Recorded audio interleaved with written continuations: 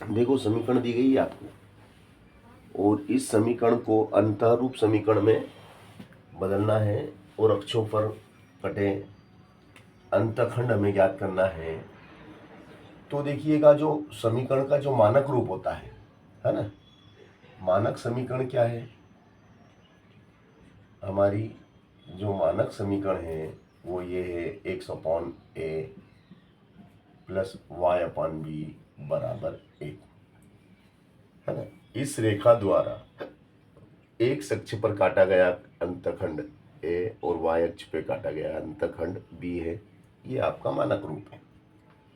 और जबकि दी गई समीकरण क्या है, दी गई समीकरण की अपन बात करें तो दी गई समीकरण है आपकी 3y प्लस 2 बराबर 0। अब इसको इस रूप में बदलना है। तो देखिएगा ये हो जाएगा 3y बराबर 2 उठ के उधर गया माइनस का 2, ठीक है, माइनस का 2 हो गया। अब यहाँ पे आगे कुछ नहीं तो अपन मान लेंगे 0x। अब इसको हमें बनाना है +1, तो दोनों पक्षों में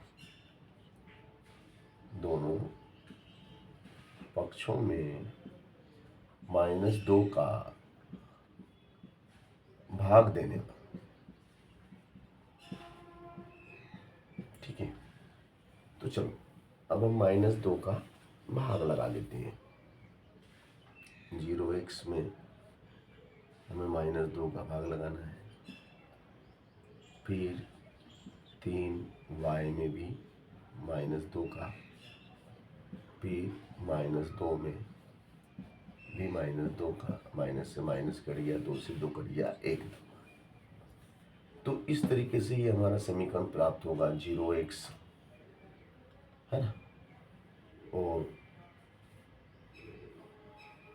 ये तो पूरा 0 हो जाता है ना, ठीक है ना। तो ये तो 0 हो गया।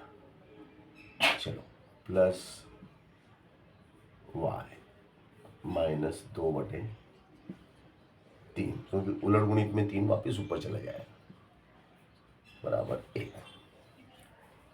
अब ये समीकरण 1, ये समीकरण 2, है ना। तो समीकरण 2 की तुलना समीकरण 1 से करने पर ऐसा लिखेंगे, समीकरण 2 की तुलना समीकरण 1 से। तो यहाँ पर हम देखते हैं कि b बराबर कितना है, -2/3, और x अक्ष पे तो कोई अंतखंड कटा ही नहीं, ये लिख दो, तथा x अक्ष पर कोई अंतखंड नहीं है।